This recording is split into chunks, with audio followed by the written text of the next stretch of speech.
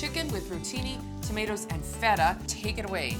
All right, well, this is just a fantastic main course salad. It's extremely versatile and so easy to prepare. So the way we start, Des, is we've got 3 chicken breasts cubed into little bite-sized pieces. Right. And then I'm just gonna add, you can use 5 Roma tomatoes or one of those little clamshells of the grape tomatoes, 1 small red onion, about 12 sliced Kalamata olives, a whole cup of crumbled feta, and then I'm gonna add our cooked pasta. Okay.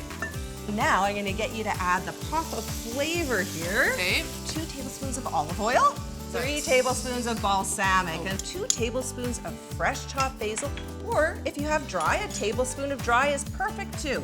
And then about half a teaspoon of pepper. Chicken with rotini, tomatoes, and feta. This is ready to go, Done. Des, and it is so delicious. It's just a beautiful combination of flavors and so easy to prepare.